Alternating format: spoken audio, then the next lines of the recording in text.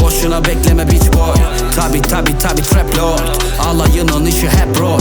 Vakit az, vakit yok. Hadi bak işine idiot. Sizin içinizi biliyoruz. Botu basıp olun milyon. Usul pusu kurun.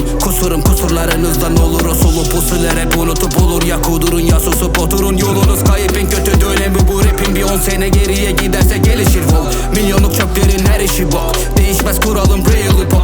Sokağım tehlikeli, gelen delik deşik, kırılır kemikleriniz. Al yarına defol git eneklerini. Ben gelince anlarsın dediklerimi. Ne için nefes alıyor, kendini anlatma, seni tanıyoruz. Bir şekil fenomen olayım yeter. Prim yapmak için sebep arıyor. Sanma sakın bir gün intikam almam. İntikal edersem itibar kalmaz. Kariyerim bakar 16 bara. Bu taraf hiç sana göre değil ha. O yüzden ötede bayıl. Tanımıyorum seni, ötede bayıl git. Ötede bayıl. Gözümde sıfırsın, ötede bayıl git. O yüzden ötede bayıl. Tanımıyorum seni, ötede bayıl git.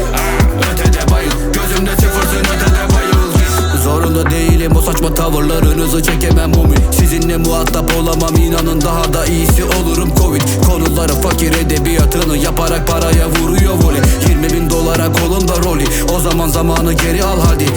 Akıldan fakir fakita çıkacak ortaya bir gün hakikat. Kara para basıp temiz nakit al. Benim tayfa deli alay titan. Acımaz hiç beni kafana sıkar. Canımızı sıkan canına susar. Sütünüzü için ananız kızar. Kardeşim yeterli alayınıza. Seni yeni beni deli etmez. Emine geçirip seviyenizi. İnanın değilim sizinle eşit. Gidin getirin lan en iyinizi. Bilirim o sahte bir evinizi. Hiç iyi değil kötü niyetiniz. Bir içi dışı kirli niyetiniz. İç ettiniz hip hop'un ciddiyetini. Tamam aga bana bakın havalı akıllar aramam hiç aklınız havada. Sizden iyi rapçi ümit davala. Kendine münafık müritler ara. Git sana göre değil bizim bu taraf. Sana beyin gerek bana da para. Gelin feyiz verek bu da kapora.